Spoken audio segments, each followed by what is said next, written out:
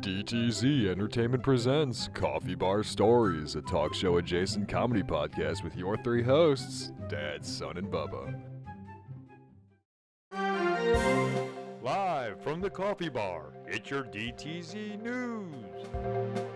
Welcome back to the DTZ News, and I'm your host, Son. In today's episode, we're gonna let you guys know that on episode 8, we'll be revealing a contest we'll be hosting. How to enter and what you'll get if you win will be in the episode, so make sure you check that out. This has been your DTZ News. Oh, time for two dad jokes. Did you hear the rumor about butter? Well, I'm not gonna spread it. I once got fired from a canned juice company. Apparently, I couldn't concentrate.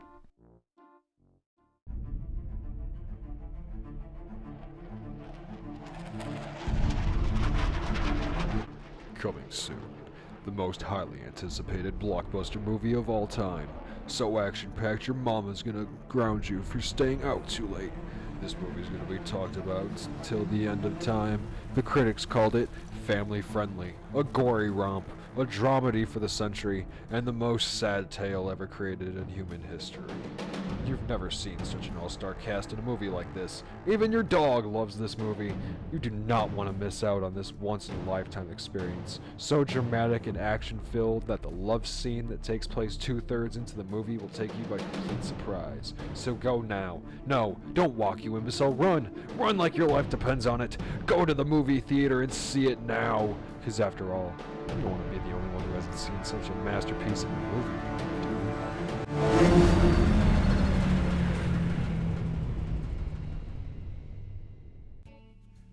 Welcome to Coffee Bar Discussions. In this discussion, we're going to talk about our favorite podcast. And we're going to begin with Bubba kicking it off for us. Okay, Bubba, take it away. So, we're talking about favorite podcasts.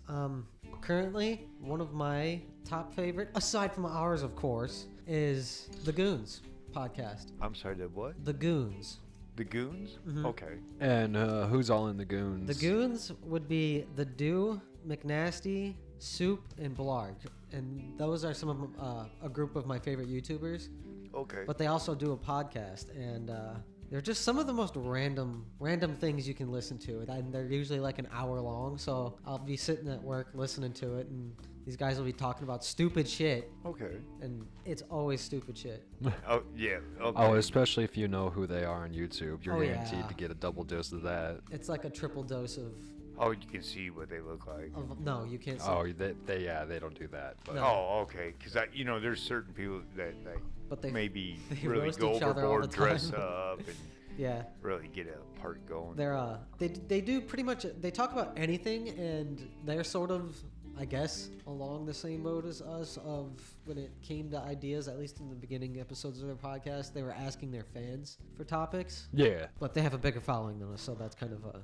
Neither here nor there situation. It's... For your idea to get in is kind of, by luck and chance. Almost, Yeah, right? but- Oh, yeah, definitely. Yeah, these guys, they're hilarious. And I also have been listening to audio dramedy podcast Okay. called The Grey Room. Okay, yeah. Now, is this an original? Yes. Okay. I forget the creator. I haven't listened to it in a while, but he's significant in horror somewhere. Okay. And he does this thing called the Grey Rooms, where essentially there's this dude who's stuck in the Grey Rooms, and they have to go through this door, and they have to live someone else's life. Oh, wow. Okay. So, okay. So basically, each room they go into is somebody else's life, Yeah. and they got to figure Oh, out. okay. It's almost like Quantum Leap, I think. It's something. It's kind of, yeah. It's interesting because there's a guy who's talking to the main character of it. Is like, you have two doors. There's a key on the table, and whichever door you go through is what you get. And one door is his freedom, and another is something very different and likely something he'll regret. Okay. And he always goes through a door where he ends up playing as someone's life, and they usually die in very horrible ways. So that's like the something that he's going to regret part. Yeah, and then every time he dies, he wakes up again in the Grey Rooms. That's all. So it's kind of like a purgatory. Yeah. pretty much. Okay. Well, I'll jump in here. I've been listening to a lot of like Dungeons and Dragons actual play podcasts and any other types of tabletop ones. I did write down a few of those. I'll condense them all, though. So pretty much one of the big ones that I listen to is called The Call, and it's ran by Twisted Gear Studios, and they do a bunch of other things too. They run a whole Call of Cthulhu actual play, and they try to treat it like a radio drama for the most part. They're more inclined to tell you what they're rolling, when they're rolling, and all of that, but they bring it out as a radio drama with their acting, and also they do a heavily amount of sound effects. There's a few others that are akin to that, like the Arkham Files. It's the same kind of thing. And then there's the Dungeons and Daddies one. That's basically it's a podcast about 4 dads from our world transported into a realm of high fantasy and magic on their quest to rescue their sons. And then there's another one called Sitcom D&D, but that one's a little more special because that's actually treated like a radio sitcom. Okay. They don't really do roles. You don't really hear them do any of that stuff. They're just taking the realm of D&D and creating a sitcom out of it. It's 5 people from Chicago. They're comedy improv. That was their that's career. cool. Yeah, they went through a whole comedy life, I guess, in the past and decided to do the thing. The other types of podcast that I did like is one's called Story Break. It's a writer's room podcast, and it's 3 Hollywood professionals, Freddie Wong, Matthew Arnold, and Will Campos, and they write a movie based on a different concept each week, basically. They'll take an episode, talk it out, do a whole writer's room thing on it, and then try to have maybe the rough draft of the first scene. I do have maybe a few of them, like that you said, like the Goons and whatnot, but like there's the Some Ordinary podcast, and then there's the Cinemassacre podcast. Cinemassacre does more movies. I was going to say machinima stuff, but it's more movies, and they go over monster movies, and a lot more so from like the 1980s and the 70s. And Some Ordinary podcast is just a random gamers podcast, kind of like the Goons. But those are about all the only podcast I listen to. But what about you, Dad? Of course, I'm going to always listen to like the Choice Classic Radio. It's an old time radio detectives podcast. It's basically he cleaned up and not edited where he changed the words, but made it to where you could hear everything better. Got rid of a lot of the background noise from the era, the old time radio shows before TV and all that.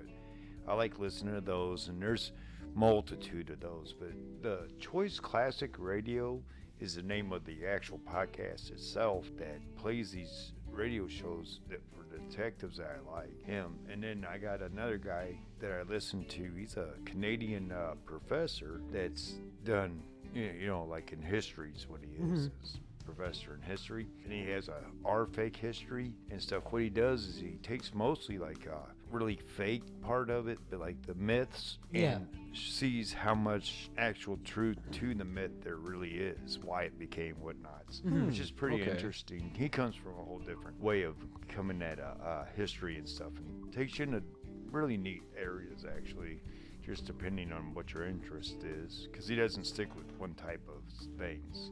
He just walks through history basically. He doesn't do too many of them all the time, but his Random Interesting Facts by 42. He has a podcast, or not this podcast, but he also has a YouTube channel too that has more stuff on it. It's really good. I like him. That's cool. He tells a good tale. And then there's one I like that's I've been trying to listen to. It's Mockery Manor. It's a theme park where people disappear and stuff, and there's a pair of teenage twins that are trying to catch the killer and all that. Oh, okay. And stuff like that. That sounds fun. I like that one and stuff. But my most favorite podcast of all of them has to be Coffee Bar Stories. Absolutely. Out of all the podcasts, that's that probably absolutely. my favorite one of all of them. Gotta be. Yeah, no, definitely. It has to be the Coffee Bar Stories. I mean, Stories That Are Made Up is a close second right after Coffee Bar Stories. Those two are the top two, and then everything else that exists. And also, the fans out there need to remind themselves that Coffee Bar Stories is also their favorite podcast as well. Exactly. We would like you, though, if you would, send us your favorite podcast or or some one that you Yeah, think we let might us- want to try out or listen to, because we're always open to new ones. To It hear. seems the three of us, we all share the common theme of is that we like storytelling podcasts for the most part, and you can kind of see that shine off in our stories that are made up. But we all kind of, it seems, with my whole sitcom D&D with the stories basically is all it is, and Dad's old time stories, and then the one about the twins on a murder investigation, and your I want to say back rooms, but you said it was the gray rooms, right? Yeah, the gray room story. We all Audio seem to like dramas, storytelling podcasts. Yeah, between the history ones from fiction to facts, 'Cause or a lot to of people- nonfiction to Yeah. ones like that. It just I narrowed mine down to certain aspects of what I like. Yeah, a lot of people that have these types of podcasts, they seem to put a lot of good work into them, especially when they're telling a story. They do a lot to try to pull you into that atmosphere for it, with it being like the music in the background to help you visualize it, or even the sound effects they bring in. It's really cool to hear all the different styles of stuff that people like to do in their podcasts. Oh, I give it to them. It takes a lot of work to do it. Even if you can't really say half-ass unless you're just gonna sit down and just ramble on about anything and everything. Yeah. But as far as trying to get a substance and put actual show together, like not as much as we do because we go so far, but like a topic and what you're gonna talk about. That's a lot of research. That's a lot of definitely. going over, rewriting it into a way you can talk it out, because I've heard a few that they're reading it and they can read well, but the problem is they don't read well enough to make it interesting. Yeah. It's almost I know like what you mean. that teacher that's monoed or something. Oh, monotone teacher. Yeah, well, yeah, but I mean, there's I'm not gonna say the podcasts or nothing. I don't even know if they are still making them, but what they are, they're just taking other people's stories from books and stuff, And short just ones, reading them out to and they're people. reading them. Yeah, but it's dry. That's what I'll say. It's very dry. There's no background music or anything like that either. But Sounds like someone's first attempt, basically, learning the yeah, ropes. yeah, but There's I give it definitely to them. no They wrong gave with it. that. They threw it up there and seen, rented up the flagpole and seen who's the lead. Yeah, and there's. I'm not gonna knock nobody's stuff at all. It's just, I mean, especially you look can at how see. where we came from, not really knowing what we were doing. When we throw out our Exactly. first episode of the Coffee Bro Stories, or even the first episode of Stories That Are Made Up, we still have a long way of going. And I really don't yeah. want to throw this whole discussion into like a backstory about us, but to go along with like the sound effects and putting them in, it's not half our episodes, but now that we've like changed structure and everything, we've been including them more prevalently. And I do find a lot of enjoyment trying to find them with you and all that. And trying to figure out, all right, what's the best sound effect we can do for like this skit, or what's the funniest one we can do. Oh yeah, that's what I tell anybody. If you're doing podcasts and stuff, as long as you're not trying to make it a living and money off of it, Yeah. for something for yourself, or like for how we do it. This is something Yeah. I do with my sons, which is a family thing, and I really enjoy. But yeah, just sitting there and we get to finding all the new things. That's why I tell people try it. And we're in season 2, which I ain't gonna diss season 1, because season 1 was something where we were just trying to figure things out. We Yeah. tried formats and Yeah. kind of played around a little bit, and then season 2 just kind of exploded out of us, and now look, what we're doing. And it seems we're constantly evolving with season 2.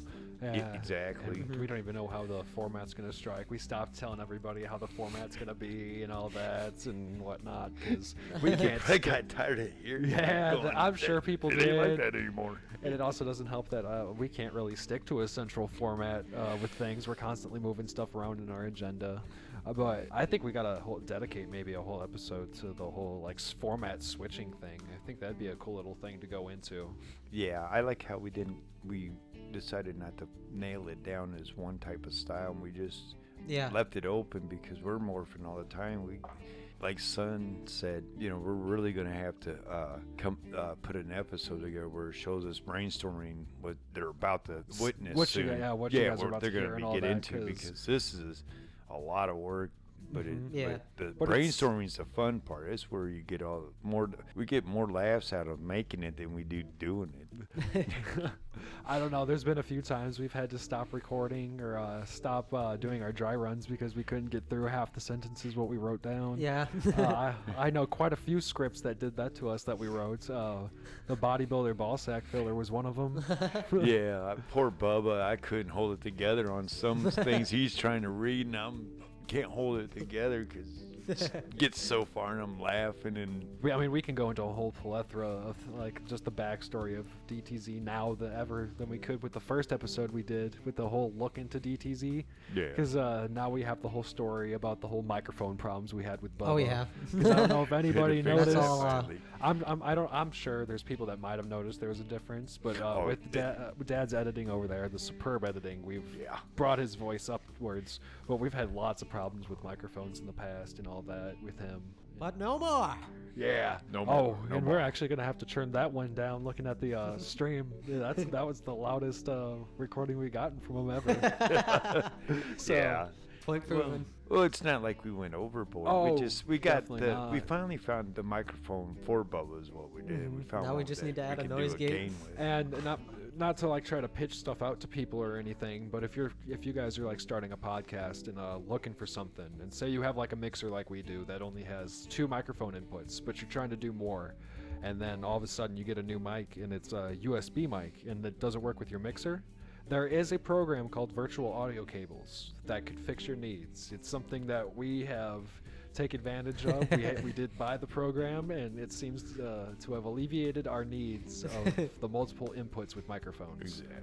I'm sure there was other solutions out there, but screw them. This was the best $15 purchase I ever made that just worked quickety snap right out of the box. Yeah, that's what makes it easy when it works right away. Oh, yeah. You'll sucker us into purchasing shit quick Oh, when you make it work easily. right. So Alrighty. if anybody from Virtual Audio Cables is listening and you guys want to maybe have us do an ad read for you, just know that I will vouch for that ad read for you guys. I got you. I'm Yeah, a we're good more supporter of willing. this. So yeah, as Dad was eloquently trying to end with this segment, this was the DTZ coffee bar discussion, and we're going to end it now, and hope you guys enjoy the next part of the episode.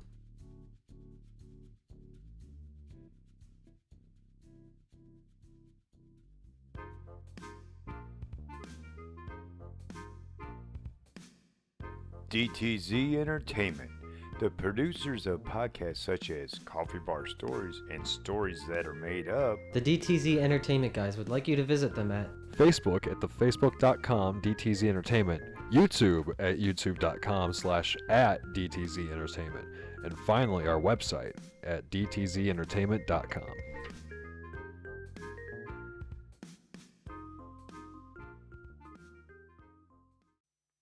Join us Monday nights on the Rilla Radio Show, putting independent music in the listeners' ears with DJ CO1 and DJ Craig Allen. It's where the hits just keep coming.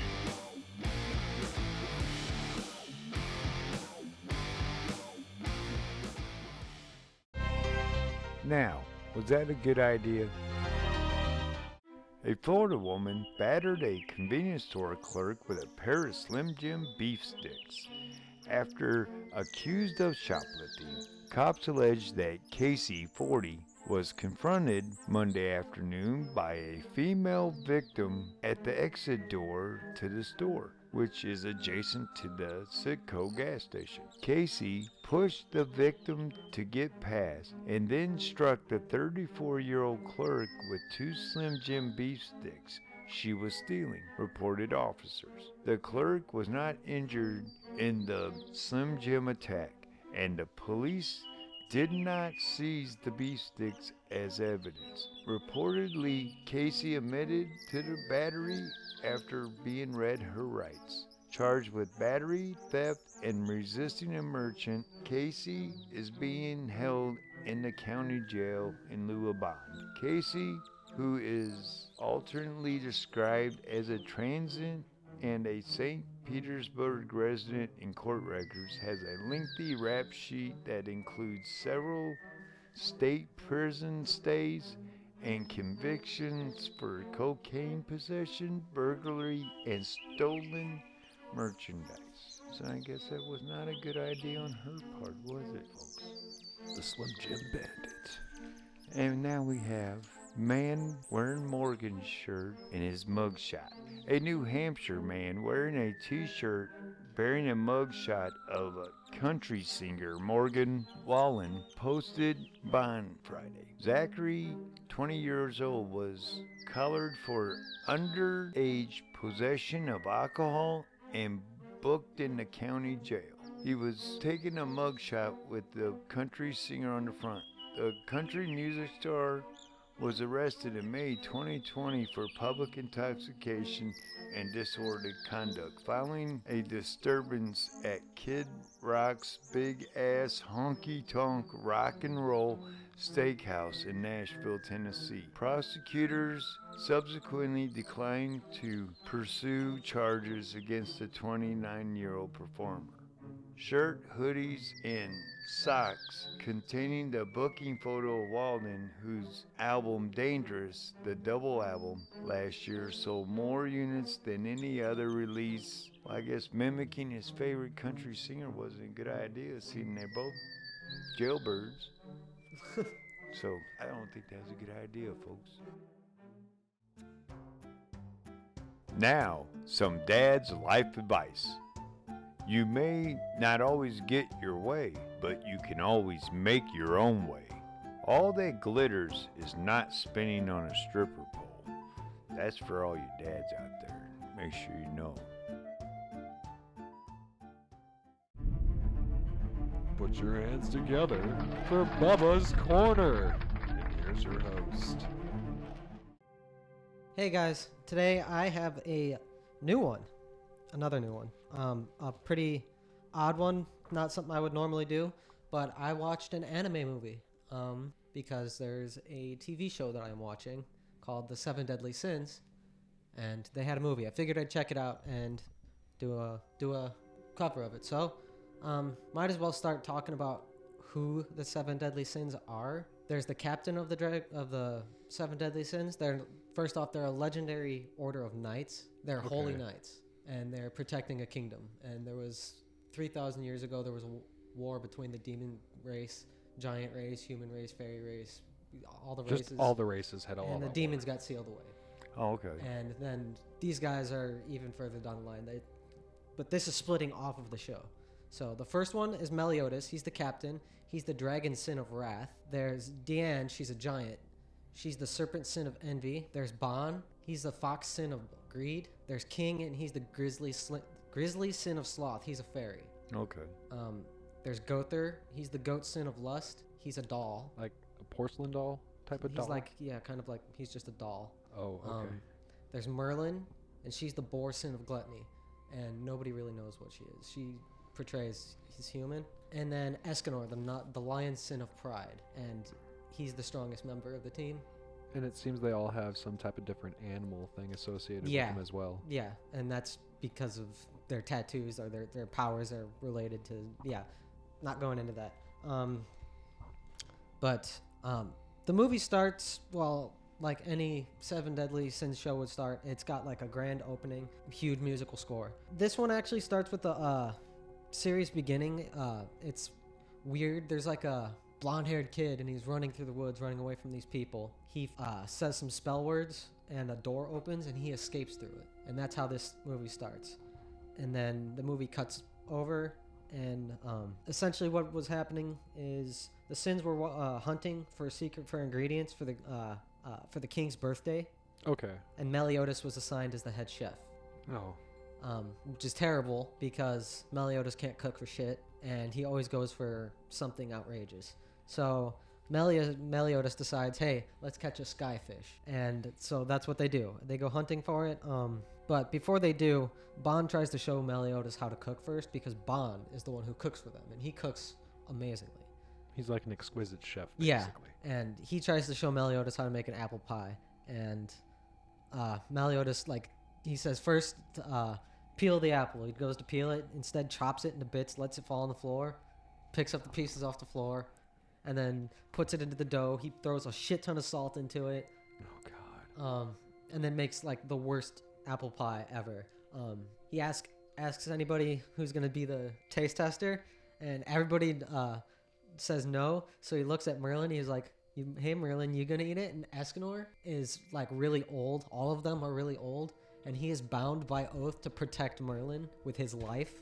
Oh God. And he takes that role very seriously. Okay. So he takes the pie, he eats it, and he's silent for like a good minute, and then it zooms out, and he starts yelling, and you hear farting noises, and It gave him horrible Yeah. indigestion. and yeah, all it gave that, him horrible basically. indigestion. So it Proves this guy's not the cook he thinks he yeah, is. it was like a magical shit or something. I'm just gonna say that because the next scene they're walking out, they're covered in like goo, Oh God. like a fluorescent goo. Okay. And they're gonna go wash off. They find this spring, and him and his pig, Hawk. I forgot they have a pig.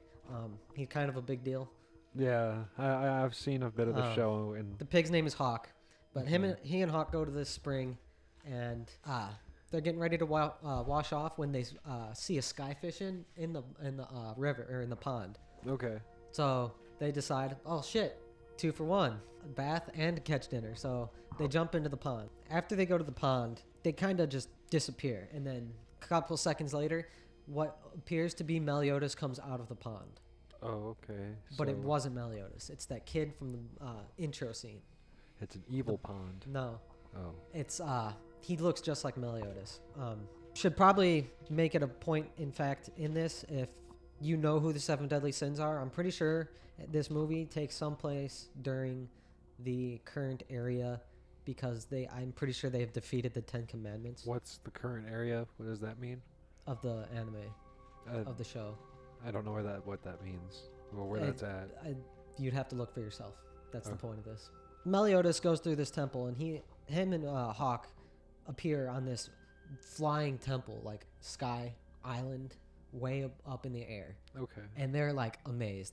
They're in awe, and they start going out, and all of a sudden, these guys start coming after Meliodas and start calling him Solad, and he's just like, okay, and they take him to their temple, and the story goes further explaining how he has ended up on some island, and everybody that's on the island, they're called Celestials. They're all angels or descendants Okay. of the goddess race. They start thinking that Meliodas is Solad, and they're like, "Oh, you broke all these rules, la da da da da." So while Meliodas is all out with Hawk, seeing all this amazing island and getting accused of being dude's son, the kid himself, Solad, gets mistaken by King, one of the sins, Yeah.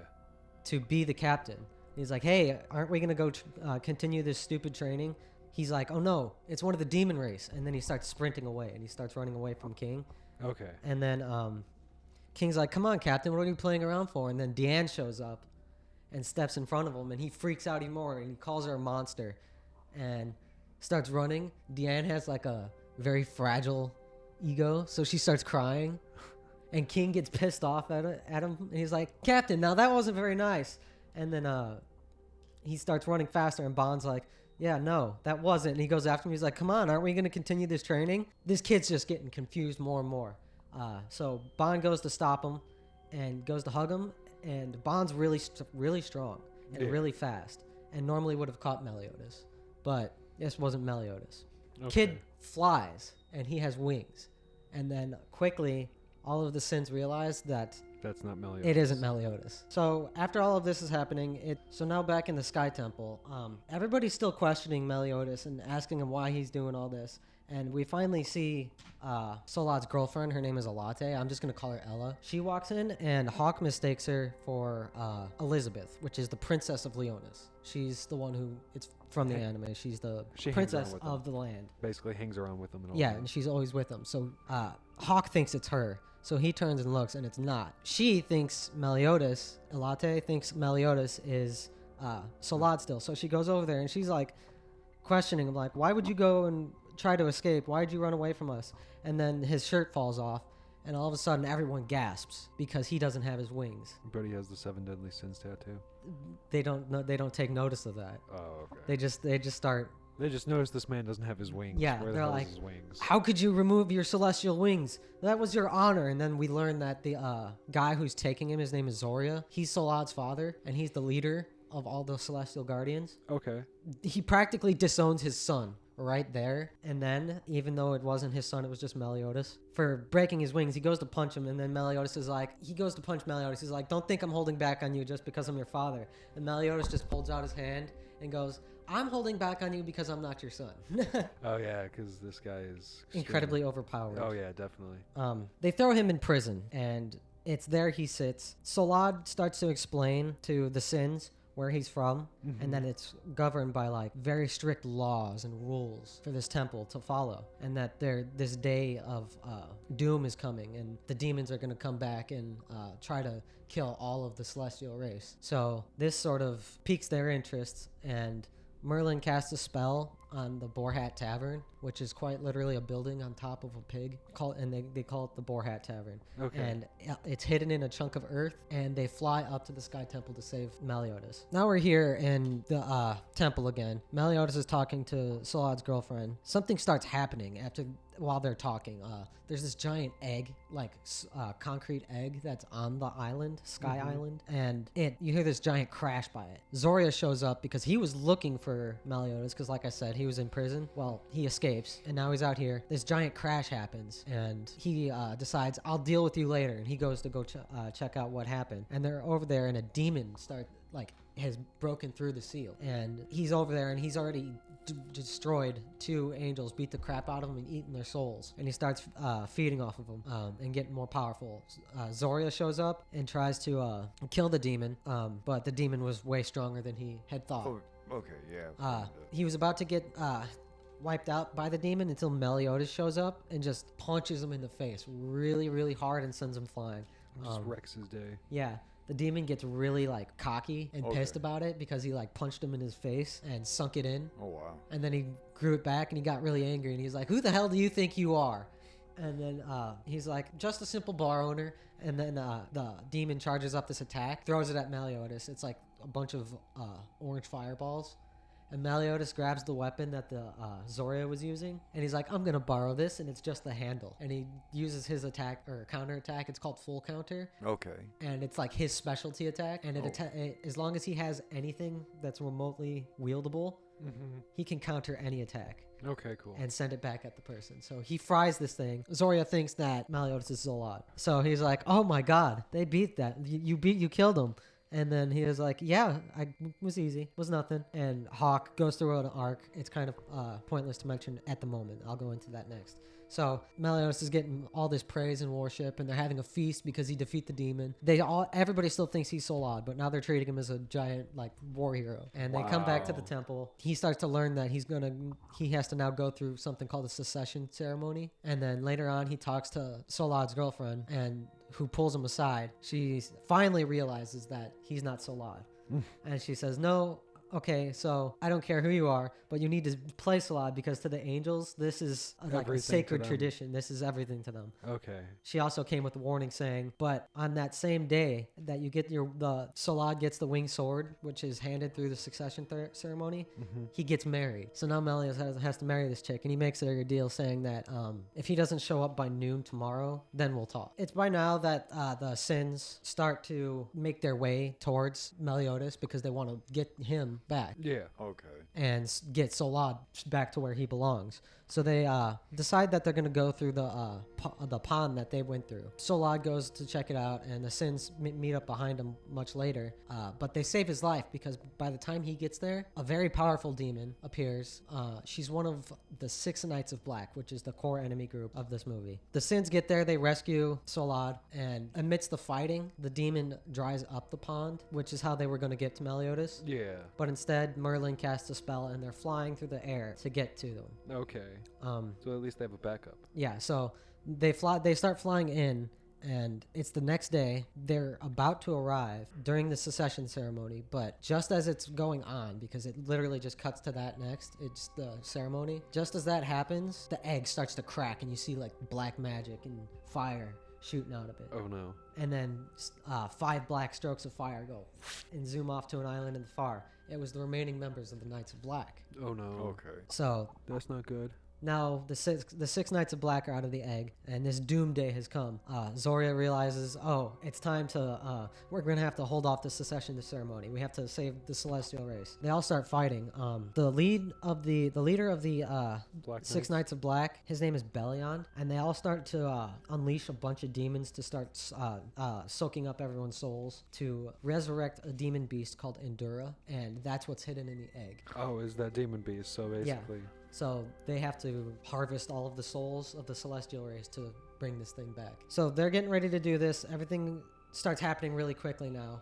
Eventually, Solad meets up with Meliodas, and the fights take place in a certain order. It starts with Solad's girlfriend Alate, who is fighting this pincushion dude. She was in the middle of rescuing a bunch of civilians to the square when she sees this guy attacking 2 civilians. So she goes to attack him. She just charges in head first, very haphazardly, and Meliodas saves her life just an inch before she gets stabbed in the face by a very thin blade. Meliodas is getting ready to fight this guy, and he turns and he looks at Meliodas. He's like, "Oh, so you must be that guy that Belion was looking for." And Meliodas is like, "Belion," and he freaks out, and then all of a sudden Meliodas just gets freaking knocked a million years away, and it's from Belion. Yeah. They start discussing what's going on and how he's still gonna kill him, and they start fighting. Next, it goes to the Sins just arriving. The first to arrive is Bon, and Bon shows up to help Alate deal with the knight, that pincushion guy. This is the cool part, in my opinion. My favorite part, because Bon is my favorite character, so I guess I'm kind of biased here. But he starts to fight this guy. He has nunchucks. He's whipping his ass, and then suddenly gets stabbed in the shoulder with this paralysis needle. Yeah. And he just drops. And Alate sees this, and she's freaking out. The knight that he's fighting goes, "You know what demons like to do? They hug!" And he hugs this guy, and with needles poking out of him, and kills Bon. But that's just the thing. Bon is unkillable. He drank from the fountain of youth, so he can't die. But I'm pretty sure he's feeling the pain. But he just laughs, and the knight freaks out. And then he's like, "What are you doing? You're supposed to be dead. How are you alive right now?" And he's like, "What's the matter? I thought you wanted a hug." And he hugs him so hard he cracks him in half and cracks his back. No. -1 Knight of Black. There you go. That's one way of taking someone out, the old back crack. While all of them are going to meet up with the other 6 Knights of Black to fight, Meliodas is fighting Belion, and one of the angels that's with the king, or the leader of the celestial army, the Zoria, he's like, "Hey, your son is engaged in combat with the leader of the 6 Knights of Black now." He's like, "What?" And he freaks out, and he zooms out to Meliodas, who he still thinks is his son at the moment. Goes to attack Belion because he's throwing his life away to save his son. So he attacks Belion with an all-out attack, and Belion holds his giant-ass sword out and just stabs him in the stomach. Meliodas was getting ready to unleash his demon power to fight Belion with. Yeah. So by the time this starts happening, he's like freaking out, like, "No, don't!" And then it's too late, it happens. But as he gets stabbed, the Celestial cuts off Belion's arm, and Meliodas is like a really kind-hearted dude. So he freaks out, he goes over to the guy's side, he's like, Why'd you come in? Why'd you do this? I'm not even your son. And he's talking about it, and then suddenly the sword that's in Belion's hand, or the sword that's in Zoria's hand, the winged sword, it's a demon sealing sword. He stabs Meliodas in the stomach with it. Belion makes Zoria do that with his disconnected hand, and Zoria just kills Meliodas. Back to all the other fights. A lion demon breaks into the temple. Hawk tries to fight him. Hawk is the comic relief of the show. We're skipping over. Instead, Hawk ends up saving the elder, takes the elder to Merlin, because Merlin's the powerful lady. Instead, Merlin steps in to fight the lion demon. She starts using all this elemental magic, and instead makes the demon run. Meanwhile, King and Deanne start fighting one of the other knights. No, it was King and Gother first. They start fighting one of these unstoppable Knights of Black. He's got like a cage around him that's invisible, that if you walk into it, you lose your soul. So Gother goes through it and makes this dude see like a false illusion of him devouring the souls of Gother and King. Yeah. But it's not. King turns him into stone and then shatters it. He Medusas him. And that's minus another knight. And then Down 2, we have 4 left, right? 3. 3, okay. Now there's just Belion, the lion, and then the tamer lady that they had fought earlier by the pond. Deanne was fighting the tamer lady, and she starts running away. Her and the lion meet beat up, and she whips the lion and makes him stronger, but the sins stop them, both of them, pretty freaking easily. It's now that it zooms over to where the sins are showed up, and now they have Solad there, and they start wondering what to do with Meliodas. He has the sword stuck in him, and the sins were trying to take it out, but they couldn't. The elder reveals that only the leader of the celestial army can wield the sword, and that it had to be Zoria. And to when he was done healing, to wake him up and have him come pull the sword out. Later on, comes over to pull the sword out, but the sword immediately starts glowing. Zoria stops his son because his son was getting ready to pull it out. He's a demon. By our laws, we must not pull the sword out. By their laws, the whole thing is they're stuck by their laws. So they have to keep them binded? Solad decides to break that law. Okay. And does end up pulling the sword out. He figures out how to wield it. So now they have Belion to deal with. Meliodas ends up beating the shit out of Belion. And then Belion, before dying, casts his soul to Endura, who the other sins were now holding back just barely. They were getting ready to seal it. Solad cast a sealing spell and then tried to seal him. And then Belion's soul showed up just in time and it broke. So Gother makes the demon think that he attacked a village, but instead made him overshoot just a bit. Meliodas shows up and they attack again, but this time they attack with the angels. And while the angels are casting a sealing spell, the 7 deadly sins cast pretty much all of their strongest spells. Yeah. And then Meliodas uses his sacred treasure, Lost Vein, which is a sword that can make 7 projections of him. And they all cast their strongest attacks at it, each one of the clones. And they full counter back at the original Meliodas. And then Meliodas full counters all of that and doubles the damage and shoots it back at Beast. And they kill Belion. That's and they huge, kill Endura and that's seal huge, it. like double. How many spawns of them does he have? He has 6 spawns of him. 12, then And that there's brings 7 it of to him, another period. 24 double. That's a major overkill right there. But yeah, they end up sealing it, and then at the end of the anime, or at the end of the movie, he ends up getting his skyfish. Oh wow. That's what I do like about some animes, is that you go through all of this for their movies. They put you through all of this side bullshit and all that, and all this other conflicts, and then you forget. They get to the final resolution, the conclusion, and it shows you what they were on the first search for. It's always something innocent that they're going on. Always. Some random adventure. And let's go find fish, or let's go give this mail to my neighbor or something, and now you're on some weird adventure. Yeah, it's always something like that, and it's great that animes can do that. But the movie, I was really I interested explained in it a lot pretty of what, horribly. it didn't Trust matter. me, watch it. I'll give it a. That's what I was trying to say. Is it didn't matter how you explained it. It was still gripping enough for me to be like, well, now I need to know. I Yeah. need to fill in these It's parts like- that he didn't be able to fill in. It's like an 8 out of 10, I'll say, because my favorite is Howl's Moving Castle, and nothing will beat that. Well, you're also comparing from an anime that was, or a movie anime that was from a series, compared to a studio that just makes anime-styled movies themselves. Yeah. Because nothing compares to Studio Ghibli. So yeah, that's it. All right, this has been Bubba's Corner. All right, it's time for the DTZ Podcast Network.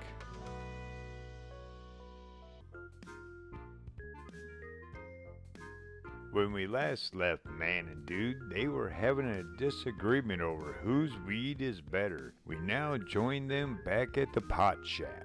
Dude, I'm telling you, mine's the best. Man, you're full of donkey shit. Mine will knock your dick in the dirt. Fuck, dude, you must be on crack. There's no way your shit would even give a buzz. Oh man, your ass gets stoned on long clippings, you fuck turd. Whoa, dude, you must have brain damage thinking your ass can smoke or have bomb-ass pot like me, shit tits. Man, screw you, I'm going home. Tune in next week.